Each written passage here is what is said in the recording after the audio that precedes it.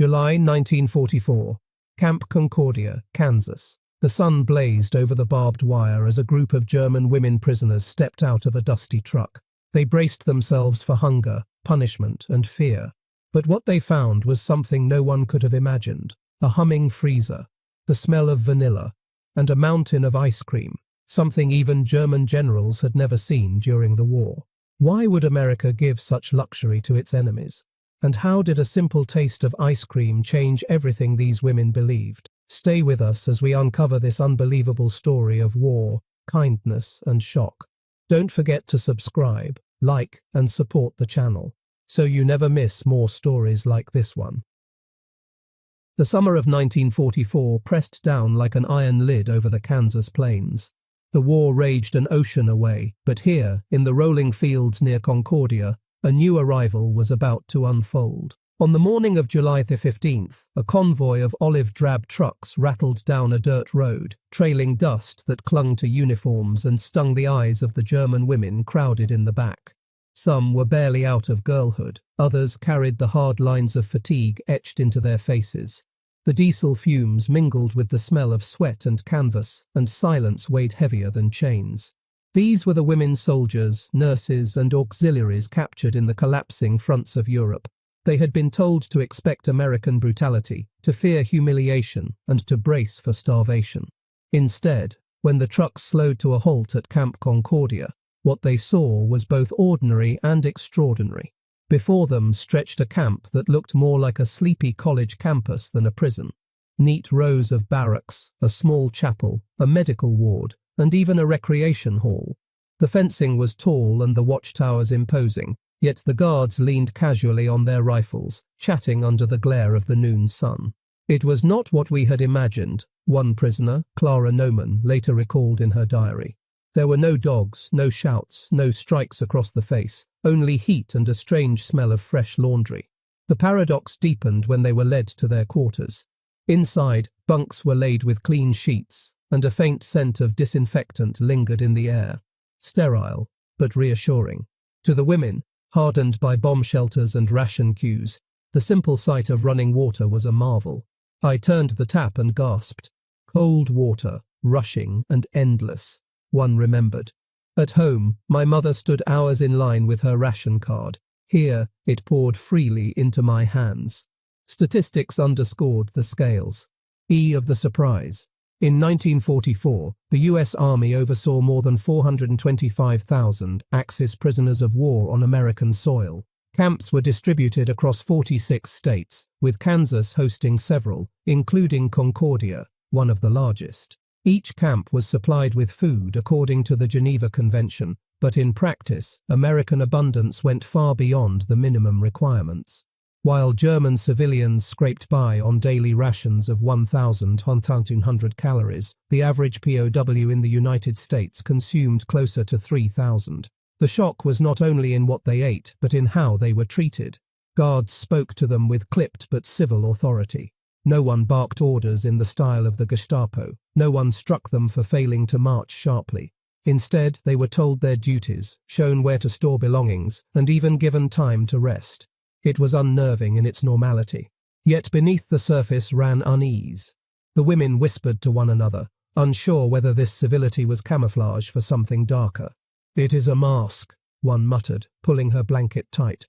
"They want us to lower our guard." Still, even suspicion could not fully erase the astonishment of their first meal. That evening, they were served stew rich with chunks of beef, warm bread with butter, and strong coffee. The clang of metal trays, the hiss of steam, the aroma of roasted meat, all carried a paradoxical weight. Here, the prisoners of the Reich ate more richly than many of their families back home. One guard noted wryly in a report, "They eat better than I do." This was the threshold of a deeper unraveling. If bunks and bread were unexpected, what lay beyond them would prove unthinkable. Because in a recreation hall nearby, behind a humming white door, waited a frozen treasure that no German general could have conjured from memory. What they saw next would leave them laughing and trembling all at once. The recreation hall at Camp Concordia was plain by design. Plywood walls, rows of wooden tables, a small library, and a stage where a piano stood quietly under a dust sheet. It was meant to be functional, not luxurious. Yet for the German women who shuffled inside that hot afternoon, the air felt strangely cooler. A faint hum filled the room, low and constant, unlike anything they had heard before. In one corner, pushed against the wall, stood a large white cabinet. Its enamel paint gleamed beneath the buzzing light bulbs. At first, it looked like nothing more than a boxy piece of furniture, but the guards lingered there with a certain amusement. Then came the sound, the squeak of hinges, the deep exhale of cold air rushing outward. Inside, bathed in frost, were rows of cylindrical tubs, their surfaces shimmering with crystals. A spoon clattered against metal. The smell that escaped was unmistakable. Sweet, creamy, vanilla, laced with cold. For a moment, no one moved. The women stared, stunned into silence. "I thought it was a trick," Clara Neumann later wrote. "Ice in July? Sweetness in a prison?" It was impossible. One of the guards, perhaps enjoying the theatre of the moment, dipped a scoop into the tub, the metal scraping against frozen cream. With practiced ease, he lifted a perfect sphere, pale and delicate, and dropped it onto a waiting cone. The paradox struck like thunder. In Germany, even generals rarely enjoyed ice cream during the war.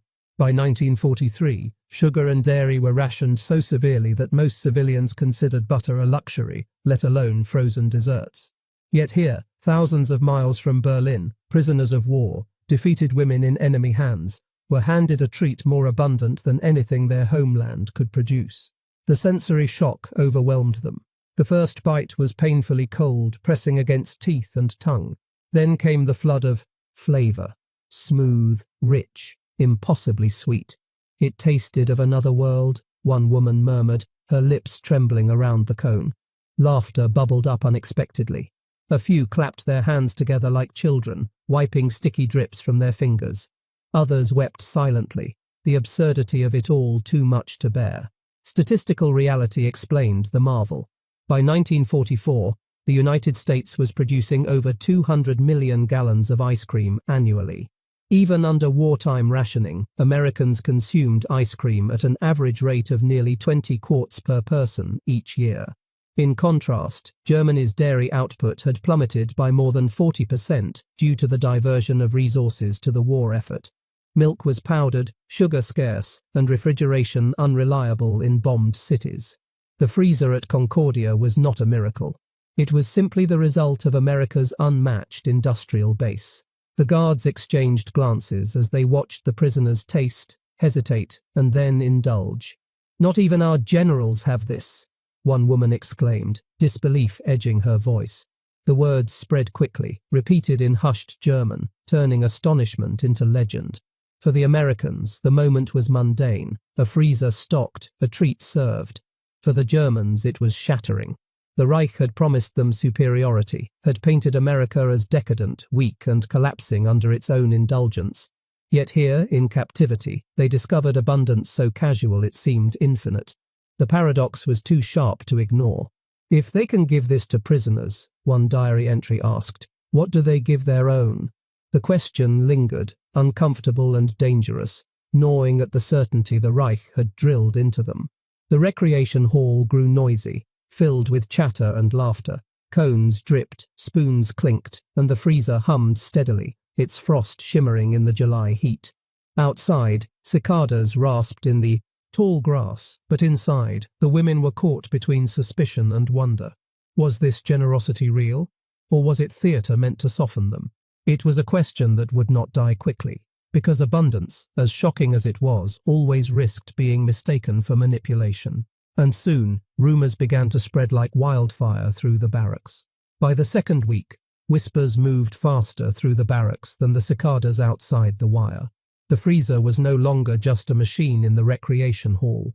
It had become a story, a symbol, and for some, a warning. The German women prisoners replayed the memory of their first cones with uneasy fascination. Each retelling stretched the paradox further. "Too good to be true," one muttered while folding her blanket. "They want us soft, so we speak," another scoffed. "Americans are clever. They know food wins hearts better than bullets." Others, less suspicious, clung to the sweetness as proof of a strange benevolence. "If they meant to starve us, they would have started already," Clara Noman scribbled in her notebook. Perhaps they mean what they say about the Geneva Convention. The debate revealed the cracks in certainty. Raised under Nazi propaganda, the women had been told that the Allies were brutal, greedy, and incapable of discipline. Yet every cone of vanilla, every spoonful of chocolate ripple, chipped away at that myth. It was propaganda reversed, not shouted from loudspeakers but whispered through flavor. The Americans, for their part, seemed indifferent to the psychological storm they had unleashed.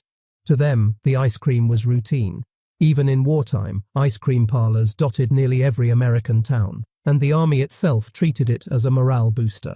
In fact, US military reports recorded that by 1945, the Navy alone operated over 200 ice cream barges and floating plants, capable of producing 500 gallons a day for sailors in the Pacific.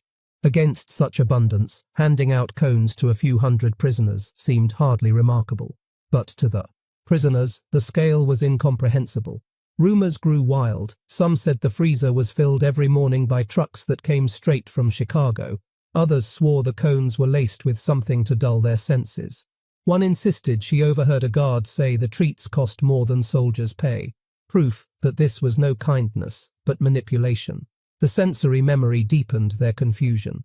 At night, women described the taste in hushed tones, the crack of the cone, the sting of cold on the tongue, the way vanilla lingered like perfume. For those raised in cities starved by Allied bombing, such indulgence felt hallucinatory. "I dreamed of it," a prisoner later admitted in a Red Cross interview. "I thought perhaps I had imagined the flavor, but then I tasted again, and it was real." The paradox gnawed at loyalty. Some women clung harder to the Reich, declaring the ice cream a symbol of American waste, proof of decadence. "They drown themselves in sugar while our soldiers fight with empty stomachs," one argued bitterly. Yet others began to wonder whether their enemy's strength lay not in cruelty, but in plenty. The guards noticed the murmurings, though they rarely interfered. Reports from Concordia show brief notes. Prisoners speak often of ice cream. General morale high, no incidents. To military bureaucracy, it was simply a curiosity. To the women, it was a battlefield of belief. Statistics sharpened the contrast further. By 1944, German civilian sugar rations had dropped to 25 grams per week, barely enough to sweeten a cup of tea. In America, even under rationing, the average household consumed more than 20 times that amount. The Reich preached sacrifice and iron discipline. The United States embodied a paradoxical strength born of comfort. In the barracks, this contrast translated into nightly arguments. Some dismissed the freezer as propaganda theatre. Others swore it was proof that everything they had been told was a lie. The air was thick not only with Kansas dust but with uncertainty. And yet, amid the rumours, one certainty emerged: curiosity. When Clara was offered a position in the camp kitchen, she accepted without hesitation. She wanted to see where this abundance came from, and whether it was real or staged. Her first step into the kitchen would show her more than any rumour could. The kitchen at Camp Concordia pulsed with life from the moment Clara first stepped through its swinging doors. The air was thick with the mingled smells of yeast, boiling potatoes, simmering beef, and, faint but persistent, the creamy sweetness of dairy. Pots clanged against stoves, knives chopped rhythmically against cutting boards, and the steady hiss of steam pipes underscored it all like percussion in a symphony. For a woman raised on ration cards and air raid sirens, it was nothing short of overwhelming. Clara was handed an apron and told in careful English, "Help here." The cook, a broad-shouldered sergeant named Miller, motioned toward a countertop where sacks of flour and tins of powdered milk sat stacked like fortresses. She obeyed, running her fingers along the flour, so much of it that she felt dizzy. At home in Germany, flour was a treasure doled out in scraps. Here, it was piled high, more than her entire village might see in a month. Her real shock came when Miller opened the freezer. The hum deepened, and cold air rushed out like a winter storm. Inside, tubs of ice cream gleamed in neat rows. Vanilla, chocolate, even strawberry with streaks of crimson fruit. Miller grinned, scooping with casual precision. "Ice cream keeps spirits high," he said. "For soldiers, for guards, even for prisoners." Clara could hardly breathe, even for prisoners. From her vantage point, she saw how routine it was. cream poured into great steel churns, sugar measured by the pound, flavoring added without hesitation. The machine whirred, blending and freezing, spitty, gnang out the same cold miracle that had stunned her in the recreation hall. It wasn't propaganda, it wasn't theatre, it was simply daily life, a system so efficient and abundant that even the enemy tasted its sweetness. The statistics behind the kitchen's bounty were staggering. In 1944 alone, the United States produced nearly £23 billion of dairy products, more than triple Germany's output under wartime strain. Refrigeration plants stretched across every state, powered by an industrial grid untouched by bombs. In Kansas, local creameries supplied milk by the truckload, while sugar arrived in 50-pound sacks from Louisiana and Cuba. To Clara, each crate unloaded at the back door was another contradiction. She was a prisoner, yet she lived inside a machine of plenty. One afternoon, Miller offered her a taste straight from the churn, a scoop of soft-serve vanilla, still half frozen. The cold burned her tongue, then melted into pure sweetness. She nearly laughed out loud. "In Germany," she whispered, "only children on Christmas dreamed of such a thing." Miller shrugged, as if it were nothing. "Here, it's Tuesday." The casualness cut deeper than any boast. Her fellow prisoners noticed the change in her. At night, when she returned to the barracks, she described what she had seen. The endless flour, the rivers of milk, the humming machines that never faltered. Some listened with disbelief, others with quiet longing. A few accused her of being seduced, but Clara shook her head. "It is not seduction," she said firmly. "It is truth. They live as though scarcity does not exist."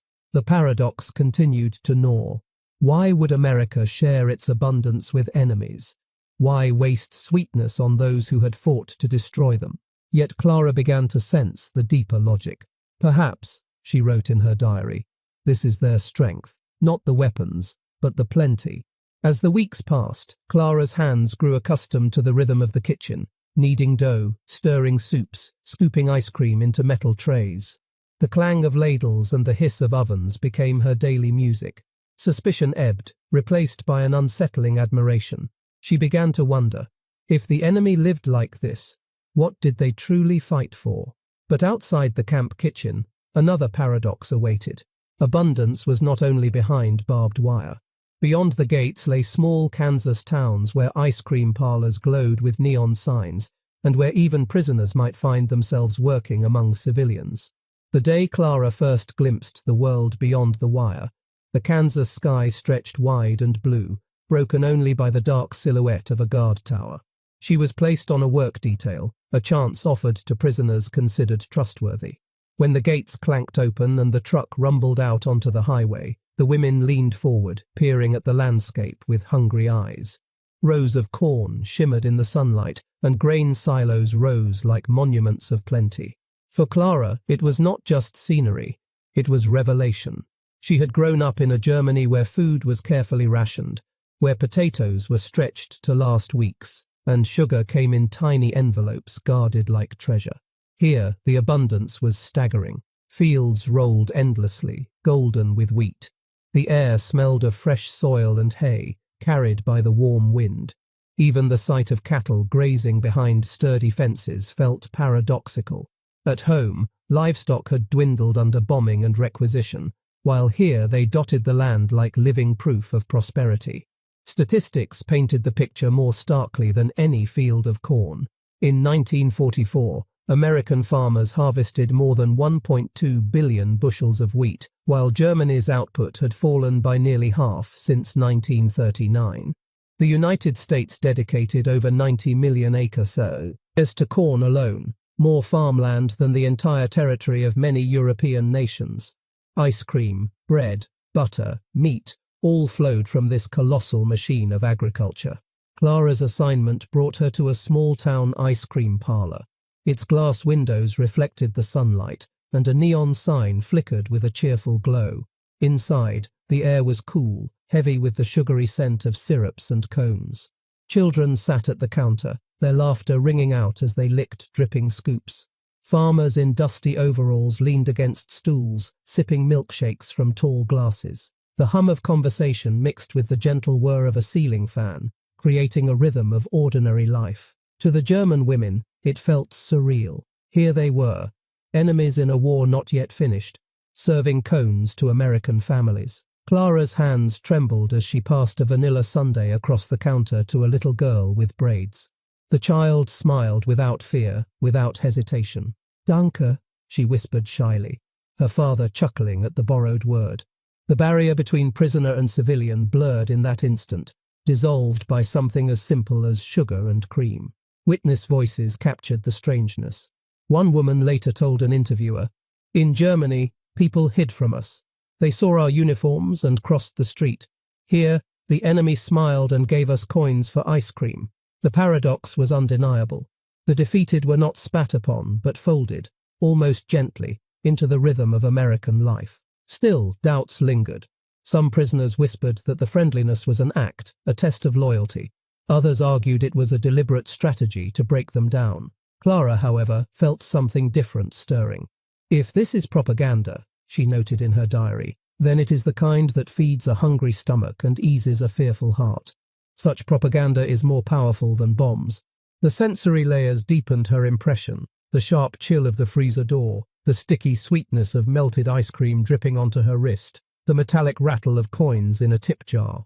Every sound, every scent reinforced the same truth. Here, abundance was casual, almost careless, yet impossibly vast. The longer she worked, the clearer it became that the paradox was not confined to the camp. It stretched across the land, into every store and home. America's arsenal was not only of weapons, but of wheat, corn, milk, and sugar. Their strength, Clara realized, is not in starving their people, but in feeding them. But as the weeks passed and the women returned from their work details, a deeper question began to take hold.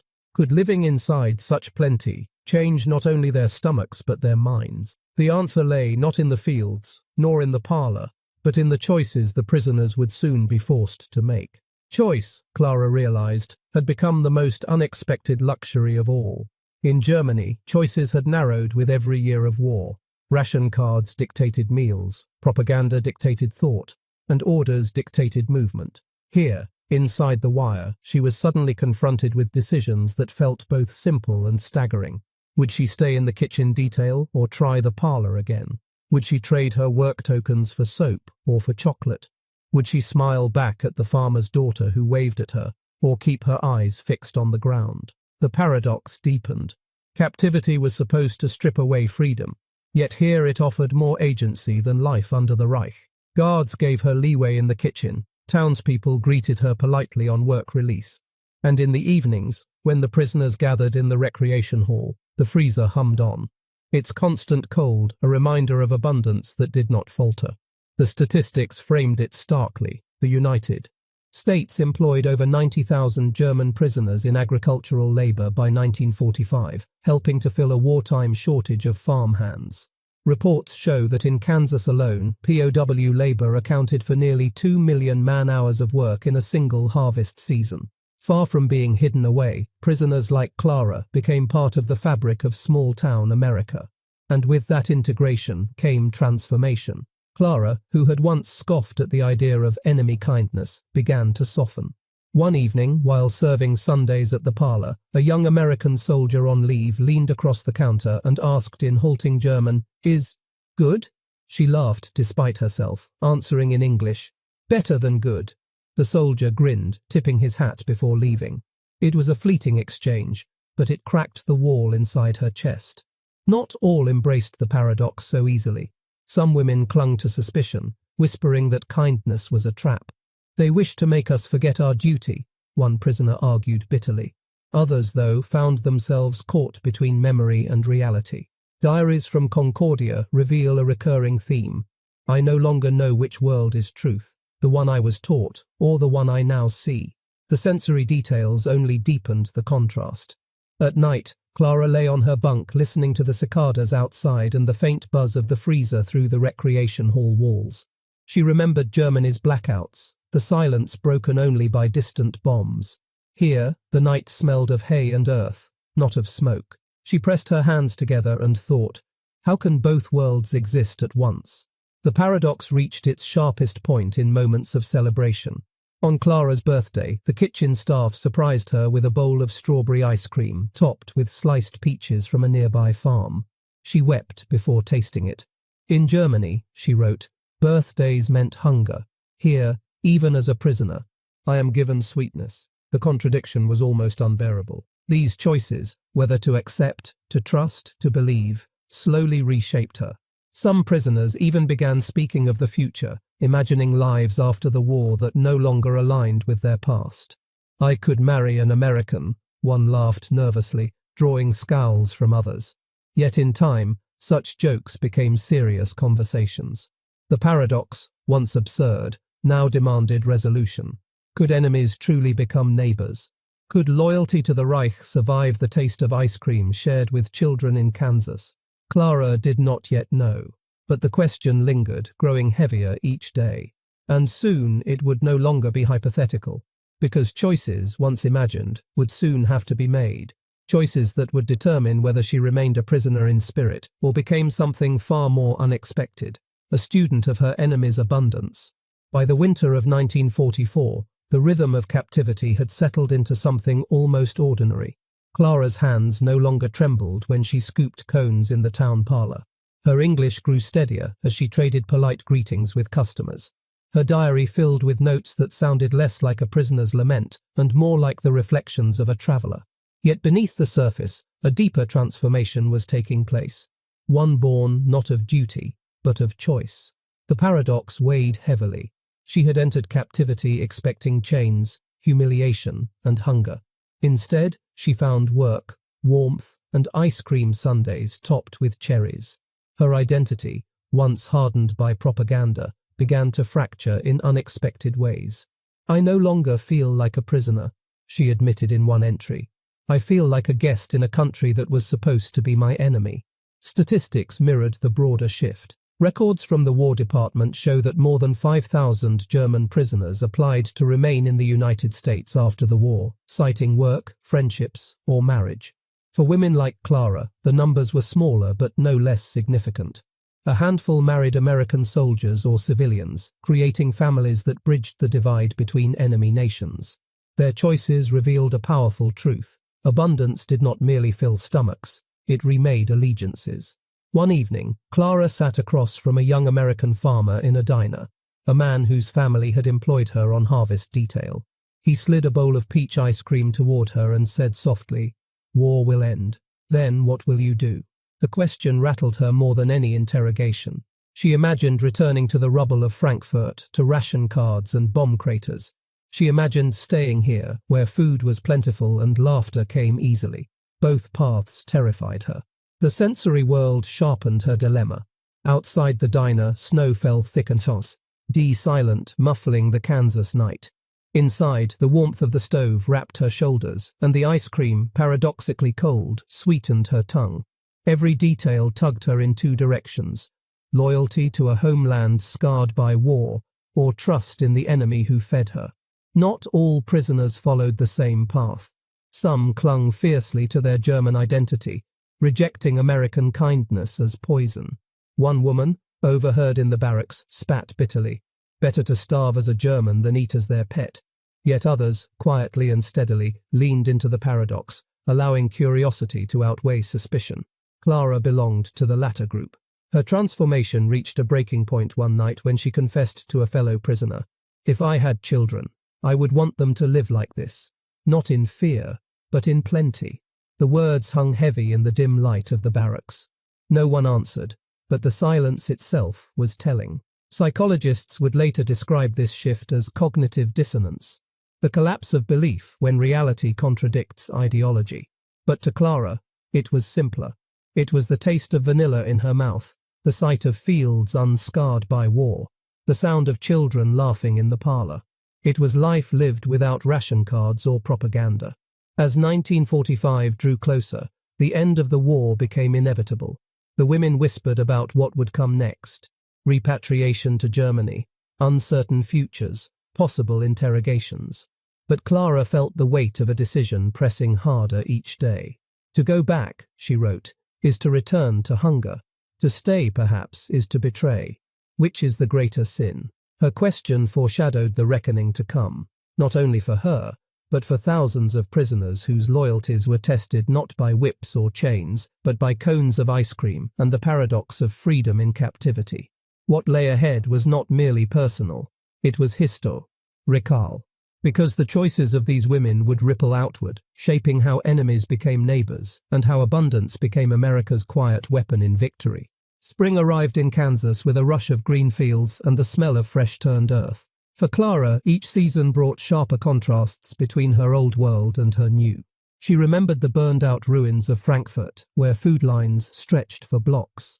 Here, the soil seemed to promise endless abundance, and the harvest details only reinforced that truth. She bent to gather wheat, and the farmer's wife pressed lemonade into her hand with a smile.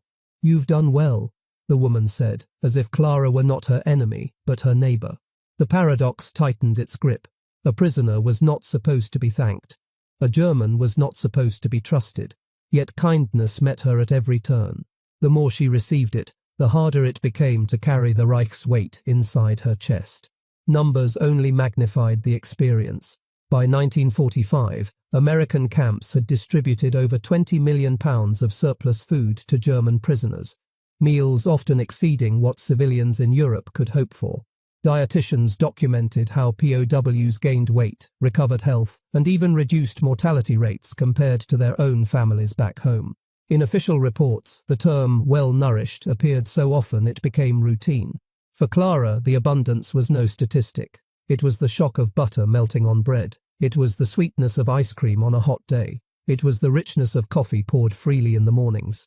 Each taste pressed her further from the hunger she had once believed was permanent. Yet abundance was also a test. On Sundays, the townspeople sometimes invited select prisoners into their homes. One afternoon, Clara found herself seated at a polished oak table, a guest at dinner. Roasted chicken steamed in the center, potatoes glistened with butter, and a jug of milk stood ready. The farmer's children stared at her, wide-eyed, before daring to ask, "Were you really our enemy?" The question pierced deeper than she expected.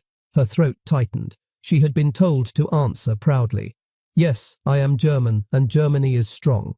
But strength felt hollow in the face of chicken, potatoes, and milk. She chose silence instead. The evening ended with laughter around the table, though Clara's remained thin and uncertain. Back in the barracks, she wrote, "It is harder to hate a people after you have eaten their food at their table." But the other women did not all share her conflict. Some whispered angrily that accepting kindness was a betrayal. One scoffed, "They feed us only to prove themselves better. Don't you see? It's propaganda in sugar and cream." Clara wanted to argue, but she could not deny that America's generosity also carried strategy. Winning hearts was as important as winning battles. Psychological reports later confirmed it. Historians noted that exposure to American abundance sowed doubt in the ideology of German supremacy. Where propaganda had painted the Allies as cruel and starving, reality offered overflowing kitchens and open-handed civility. Abundance became a weapon sharper than any blade. Clara felt its cut most deeply when she began to dream not of returning home, but of staying. She imagined working in a diner, laughing with children who had never heard a bomb fall, living in a place where food was not rationed by war. But with each dream came guilt, heavy as stone. "I do not know if I belong anywhere anymore," she wrote. "Germany is my blood, but America feeds me. Which will matter more in the years to come?" It was no longer a question of captivity. It was a question of identity. And as the war drew closer to its end, Clara realized she would soon be forced to answer it. Not in her diary, but in her life.